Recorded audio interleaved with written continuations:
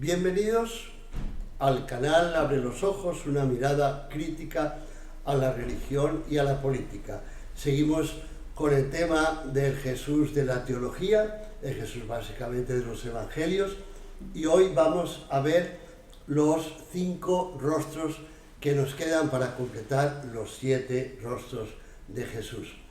En los 2 últimos vídeos vimos en el penúltimo el rostro, el Dios que muere y resucita, que es el rostro que aparece en las epístolas paulinas, y en el último el Mesías prorromano, que aparece a partir del Evangelio de Marcos.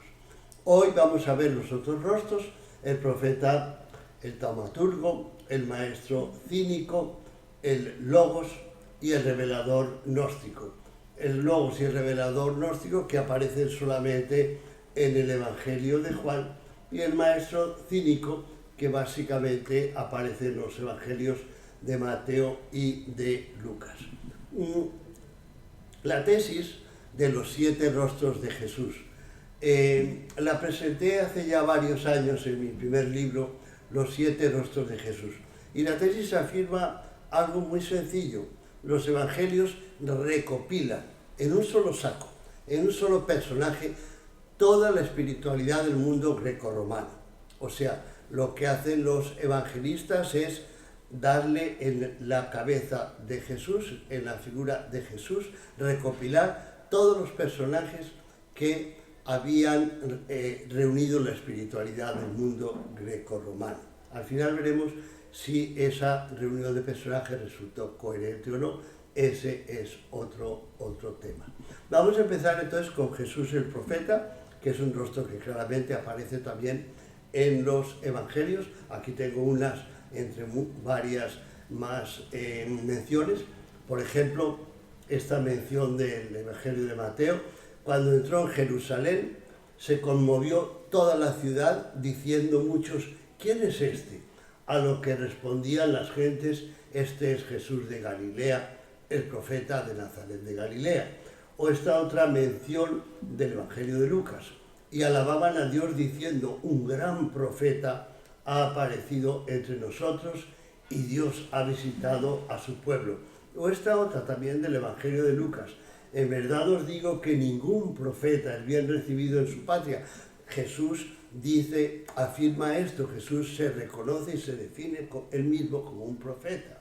Y finalmente tengo esta otra del Evangelio de Juan: muchas de aquellas gentes, habiendo oído estos discursos de Jesús, decían: este ciertamente es un profeta. Otros decían: es el Mesías. O sea, ven que había una ambigüedad entre caracterizar a Jesús como un profeta o como un Mesías. Pero claramente el rostro del profeta está ahí. Y básicamente las profecías de Jesús, las más importantes, se refieren a 2 temas básicos de los evangelios. Uno es la inminente destrucción de Jerusalén y de su templo, y al mismo tiempo, en ese momento, la llegada del Hijo del Hombre. Hay muchas menciones. Veamos estas, entre otras, del Evangelio de Marcos. Dice Jesús: ¿ves todos estos hermosos edificios? No quedará piedra sobre piedra, todo será derribado. Dice esto al salir del templo. Otra: verán entonces al Hijo del Hombre venir en las nubes con gran poder y gloria. Este es lo que sigue al anterior. O sea, en el momento que todo se derrumba y no queda piedra sobre piedra, que es el capítulo 13, versículo 2 del Evangelio de Marcos, en ese momento llega el Hijo del Hombre, con poder y con gloria. Serían días de tribulación, como no los ha habido desde el principio, desde que Dios creó el mundo. Les aseguro que no pasará esta generación hasta que estas cosas sucedan. Es decir, Jerusalén y su templo van a ser arrasados.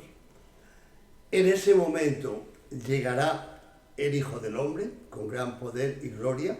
El Hijo del Hombre y el Mesías en esa época eran figuras intercambiables, y eso va a ocurrir antes de que pase esta generación. Jesús aparece diciendo estas cosas en los años 30 y el templo de Jerusalén y Jerusalén se destruye en el año 70, o sea, 40 años después, que es lo que en aquella época se entendía por una generación. Solamente que, como veremos, ahí hay algo muy especial, y es que cuando se escribe esto, en los años 70, el primer Evangelio de Marcos, por eso traigo aquí estos pasajes del Evangelio de Marcos, estas cosas ya han ocurrido.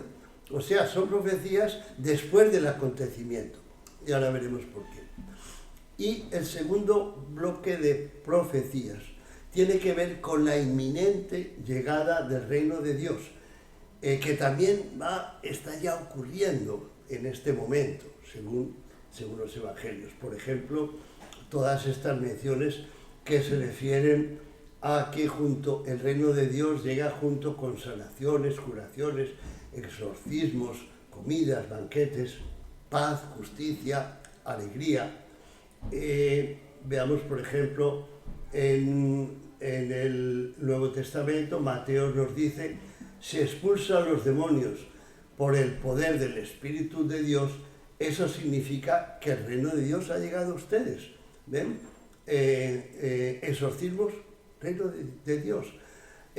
Lucas, en el capítulo 9, versículo 2, entonces les envió a predicar el reino de Dios y a sanar a los enfermos. O sea, reino de Dios igual a sanaciones. Y Lucas nuevamente: habrá quienes lleguen de oriente y occidente, del norte y del sur, para sentarse en el banquete en el reino de Dios. Comida, igual que la multiplicación de los panes y los peces, igual al reino de Dios. Reino de Dios es comida, es sanaciones, es combatir y extirpar al demonio, y según la epístola a los romanos de Pablo, es paz, alegría, etc. Eso es el reino de Dios. Pero entonces hay aquí dos evidentes contradicciones.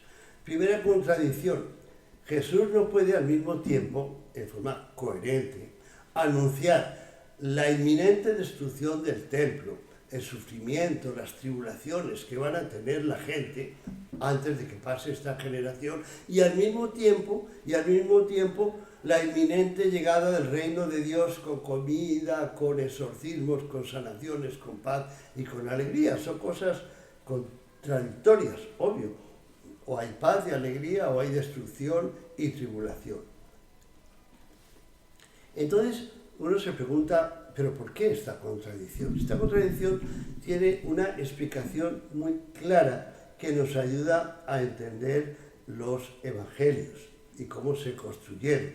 La primera de las dos profecías se refieren a lo que vimos en el vídeo anterior, que es una cosa muy sencilla. ¿Qué nos dicen estas profecías de la destrucción de Jerusalén?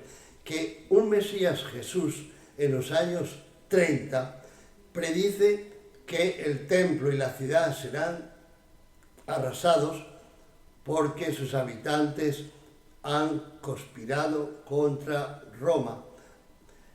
Y al mismo tiempo va a llegar con poder y gloria el Hijo del Hombre.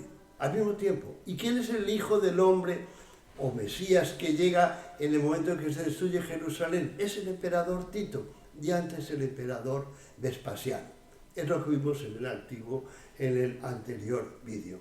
Unos evangelios prorromanos y que auguran, cuando se escriben en los años 70 en que Jerusalén ha sido destruida, auguran en boca de Jesús en los años 30 la destrucción del templo y la llegada del emperador Tito con poder y con gloria.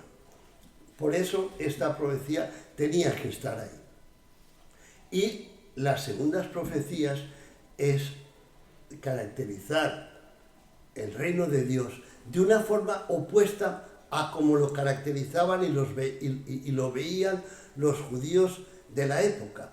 Porque lo que se trata es darles a esos judíos guerreros que se levantaron contra Roma un evangelio diferente, en donde el reino de Dios era obedecer a los gobernantes, porque si gobiernan es porque Dios los ha puesto ahí, pagar impuestos, dar al César lo que es del César, los esclavos obedecer a sus dueños, etcétera, etcétera, lo que vimos en los evangelios y en el Nuevo Testamento en el vídeo anterior. Entonces, por lo tanto, las dos profecías, aunque eran contradictorias, debían obviamente estar ahí.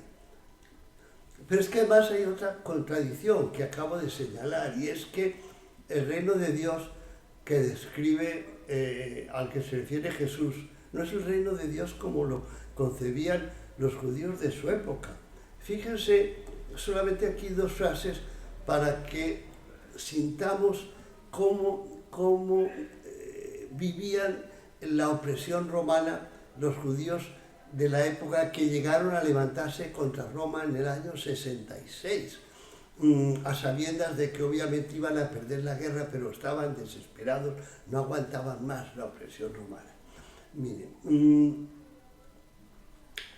en el capítulo 1, libro 18 de Antigüedades de los Judíos, del ya mencionado historiador judío romano Flavio Josefo, dice lo siguiente: había un tal Judas, un gaulanita, o sea, un habitante del Golán, de una ciudad de nombre Gamala, a la que hemos dedicado 2 vídeos, quien declaraba que los impuestos a Roma eran una introducción a la esclavitud y exhortaba a la población a defender su libertad. Esto ocurre en el año 6, en donde Roma ha destituido a Arquelao, a Herodes el Grande ha muerto, ha puesto al mando en Judea, Samaria, a su hijo Arquelao, que ha manejado muy mal las cosas y violentado mucho y provocado levantamientos de la población. Entonces Roma le quita el poder y lo asume directamente, y por eso tienen que hacer un censo de la gente que hay ahí para ponerles impuestos por cabeza, decapitación. Entonces es un listado fiscal lo que se hace para poner a la gente a pagar impuestos. Y en ese momento un líder, Judas de Gamala, del que hablaremos más adelante, se levanta y dice: mire, pagar impuestos es volvernos esclavos, defendamos nuestra libertad. Y veamos ahora, en el año 73, o sea, 70 años después, Roma ya ha conquistado Jerusalén, ha destruido el templo y acaba de tomar la fortaleza de Masada en el sur del mar Muerto, donde se refugian los últimos patriotas al mando del general Eleazar, también descendiente de Judas, como otros, de Judas de Gamala. O sea, es un descendiente del que acabamos de mencionar, se llama Eleazar, y cuando ya ve que los romanos van a entrar en Masada, simplemente hace una larga locución para que la gente, convencerla de que se suiciden y no caigan en manos de los romanos. Y entonces les dice: desde hace tiempo nosotros resolvimos nunca ser sirvientes de los romanos, ni de ningún otro que el mismo Dios, que es el único y justo Señor de la humanidad.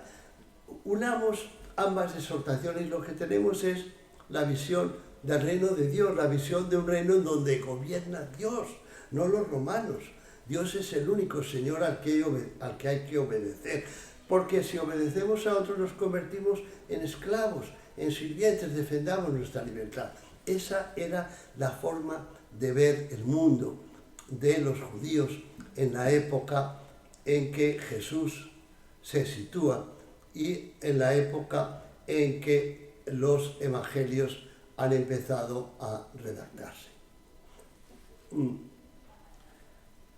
Veamos ahora otra figura, la figura de Jesús el hacedor de milagros, el taumaturgo, una figura importante en la religión de la época, porque al igual que la figura anterior, la del profeta, era una figura muy importante en el Antiguo Testamento, Elías, Eliseo.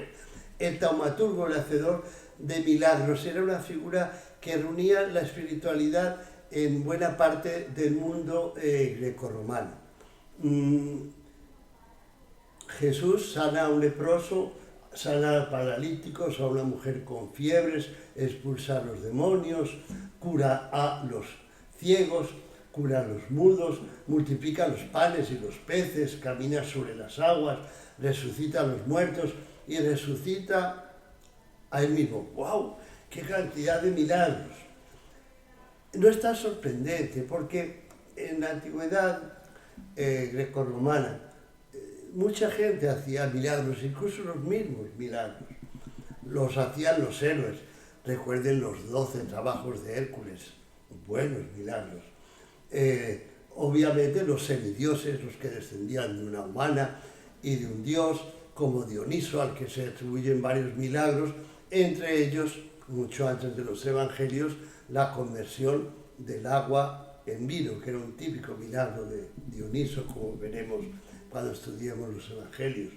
Los dioses hacían milagros, Zeus todo tipo de milagros.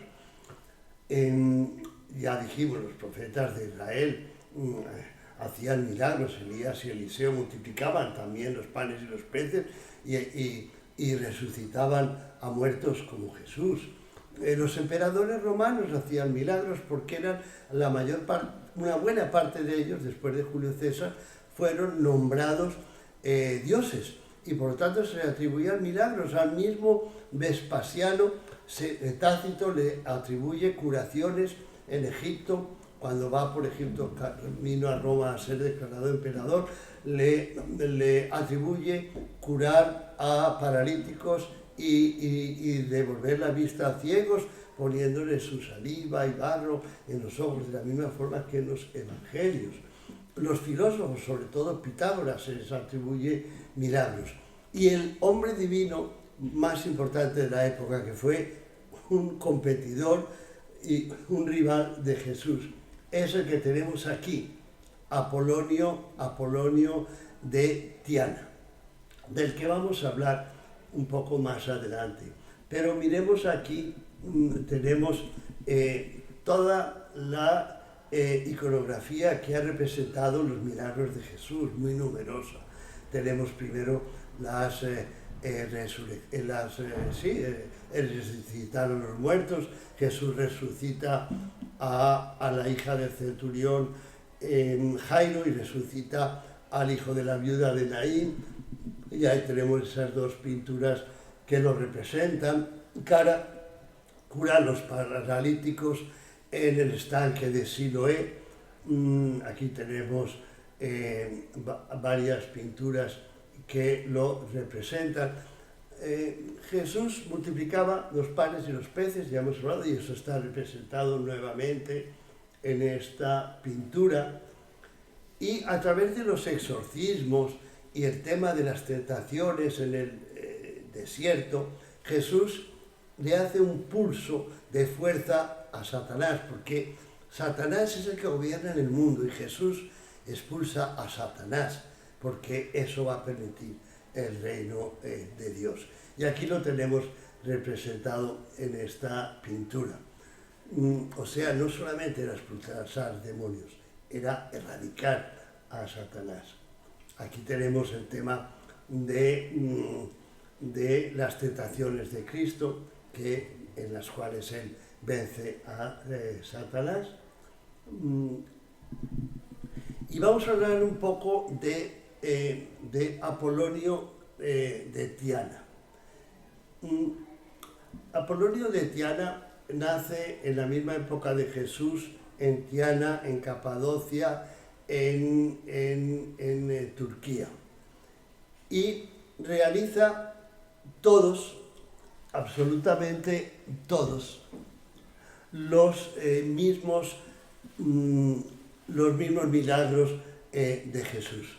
Y eso es lo que nos relata Filóstrato en el siglo II, en su libro Vida de Apolonio.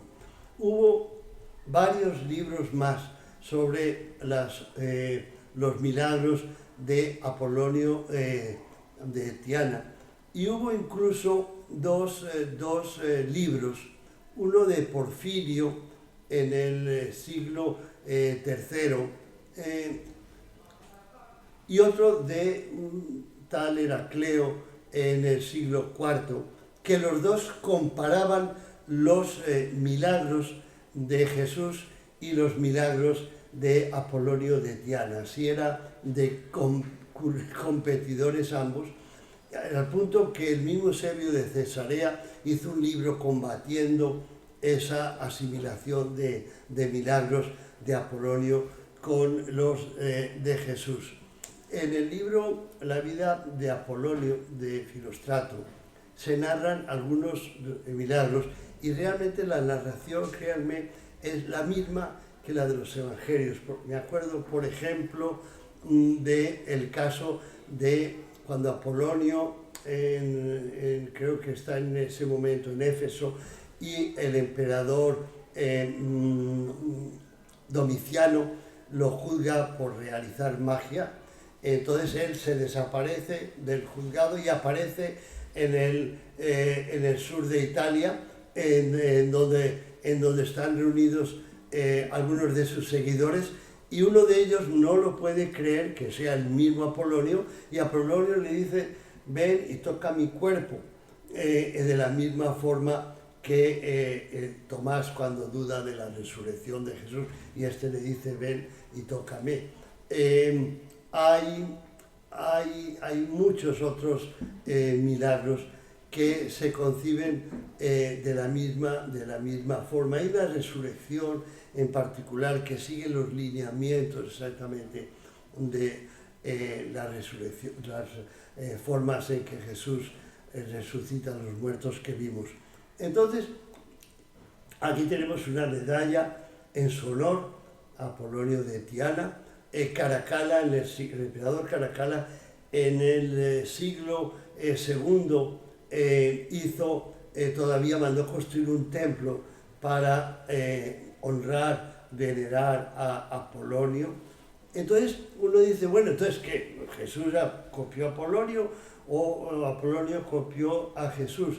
Ni uno ni otro se copiaron, eran cosas que ocurrían a mucha distancia, y en aquella época no se transmitían por radio ni televisión, entonces los de un lado no sabían lo que estaba pasando en otro. Lo que ocurre es que son milagros que se atribuyen a muchos personajes, porque es la época en que se cree en los milagros. Y hoy día ya se cree mucho menos en los milagros. ¿Y por qué? ¿Por qué hay menos milagros? No, porque la ciencia nos ha explicado mejor y con más amplitud los misterios de la naturaleza. Recuerden que en el mundo antiguo, si caía un rayo era porque Zeus estaba enfadado, todo se le atribuía a los dioses, a los milagros, porque no se sabían las causas. Y a medida que la ciencia nos ha ido explicando la naturaleza y lo que ocurre en ella, el recurso a los milagros ha ido disminuyendo. Entonces Jesús, Apolonio, Pitágoras, Vespasiano hacían milagros porque en la época eso era usual. Y pasemos ahora al tema de Jesús el filósofo cínico. En el siglo, finales del siglo IV antes de nuestra era, empieza una filosofía que va a durar durante siglos y se va a convertir luego en el estoicismo. Esa filosofía es el cinismo, que los romanos crearon alrededor de esa palabra cosas muy negativas, porque los cínicos se opusieron al imperio, querían que Roma siguiera siendo una república. Esa era una filosofía que aquí está resumida.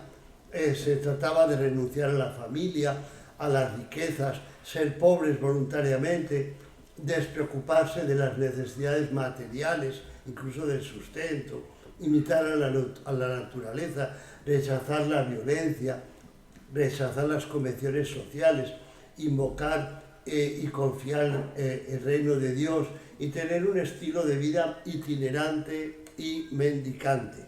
Todos esos temas están en una cosa que se llama el Evangelio Q.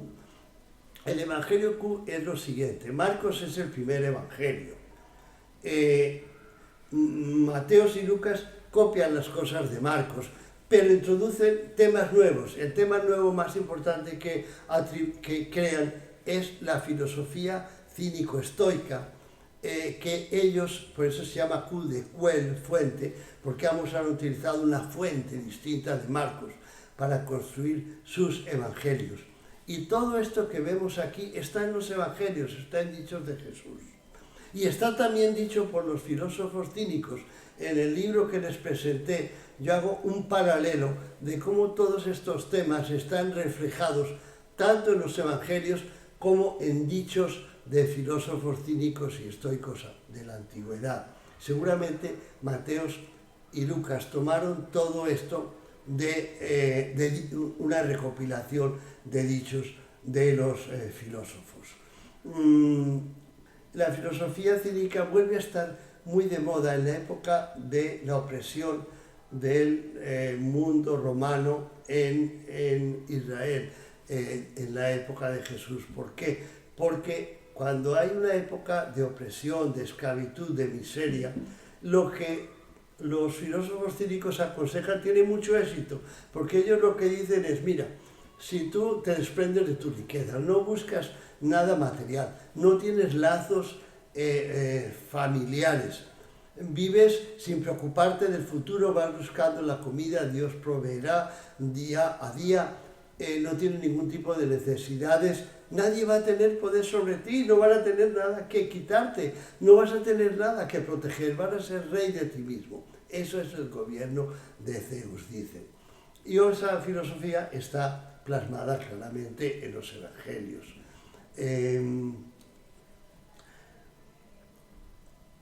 Aquí tienen al filósofo que mejor encarnó el cinismo, Diógenes de Sinope, que aquí pues le representa desnudo porque esa es la mayor desalojo de las necesidades. Si ni siquiera necesitas ropa, no necesitas realmente nada, ni tienes que preocuparte de proteger nada.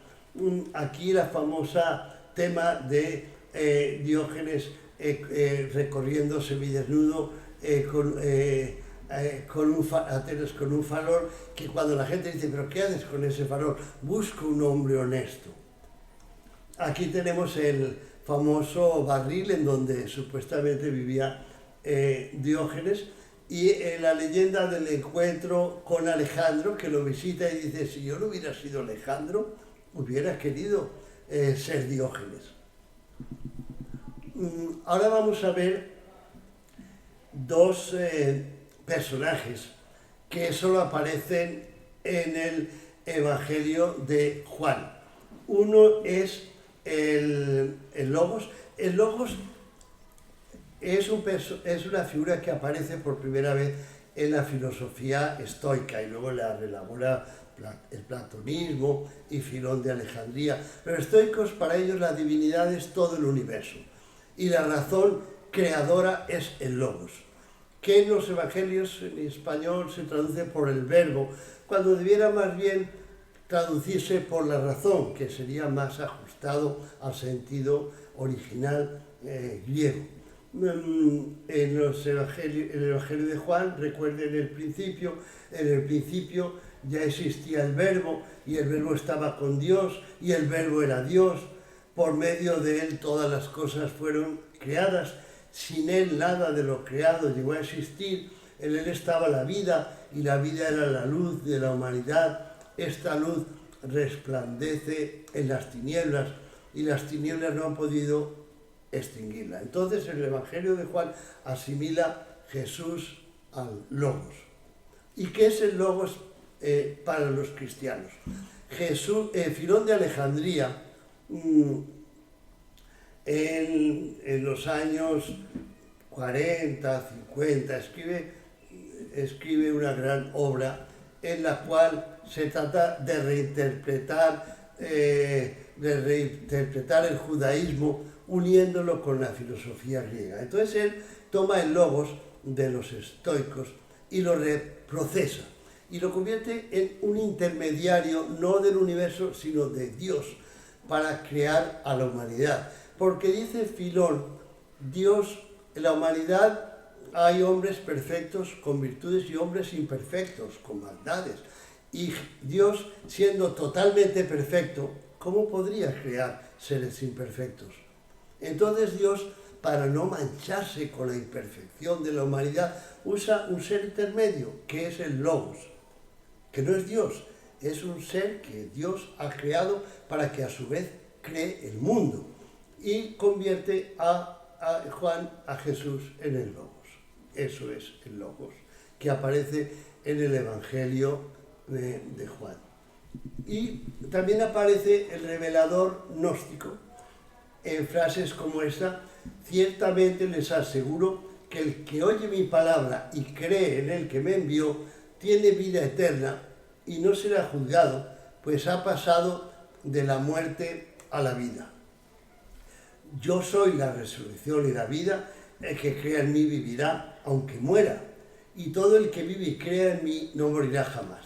Esas frases son típicas de otro tipo de cristianismo que hoy día es muy desconocido, que es el cristianismo gnóstico, el que se halla en los manuscritos encontrados hace unos 70 años en Egipto, en Nag Hammadi, por eso hoy lo conocemos mejor. Describir el cristianismo gnóstico, que fue el cristianismo más importante, más que el actual, en los 2 primeros siglos de nuestra era, requeriría varios volúmenes, es muy complejo, créanme. Aquí voy a decirles lo que creo que es lo esencial. Lo esencial es que en algunos documentos gnósticos se menciona a Jesús o al Cristo, pero se les menciona no como un ser que se ha encarnado, que ha sido material, que ha tenido un cuerpo, sino como un ser totalmente espiritual, que nunca ha visitado el mundo porque no puede hacerlo, es puro espíritu. ¿Y qué es lo que hace ese ser espiritual? Informarnos directamente, hablando de nuestros propios espíritus, que somos en parte divinos. Venimos del pleroma, el conjunto donde mora la divinidad, y hemos caído en este mundo y nos hemos olvidado de nuestro origen. Pero Él nos narra que venimos del pleroma, de la divinidad, y que podemos volver a Él mediante las enseñanzas que Él nos da, hablándonos directamente a nuestro espíritu, no en forma material. Por eso dice Juan aquí que el que escucha su palabra vivirá eternamente, porque Él es la resurrección y la vida, y aunque muera, vivirá. Es el revelador gnóstico, y ahí terminamos los 7 rostros. Pero entonces viene la gran pregunta: todo eso está en un mismo saco, en un mismo personaje.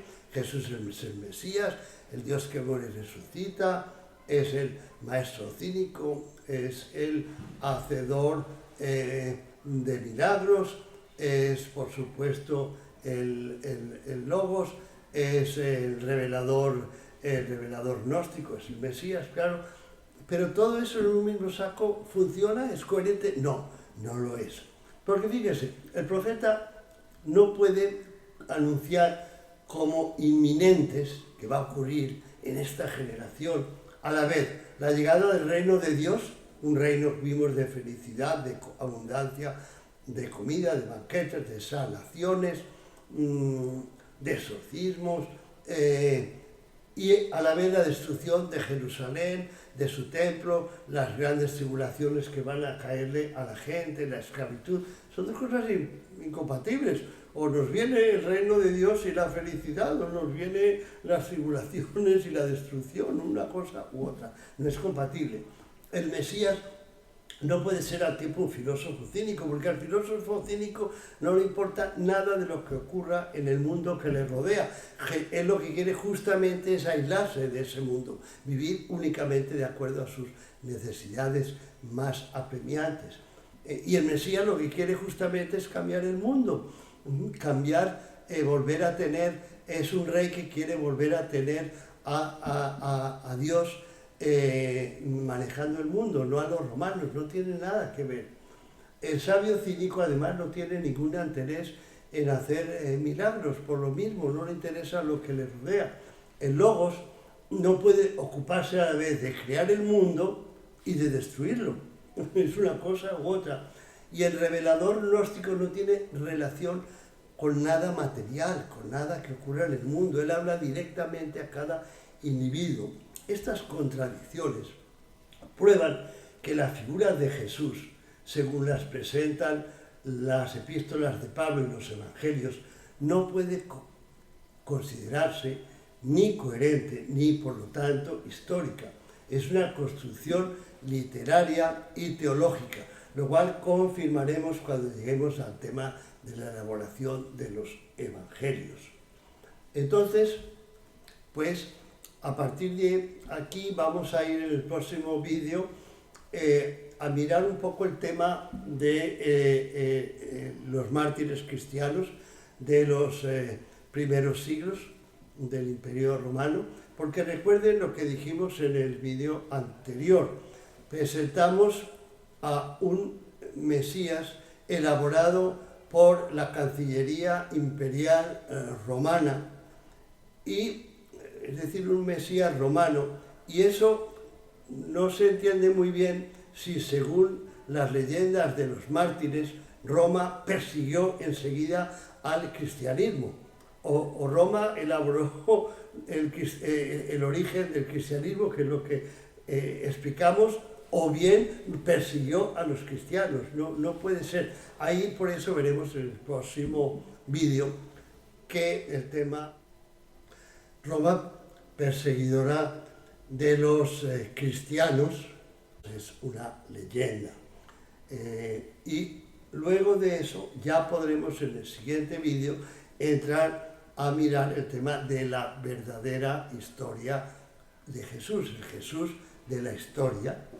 Y, entre tanto, agradecerles su atención, y como siempre, y esperarles muy pronto. Muchas gracias por su atención.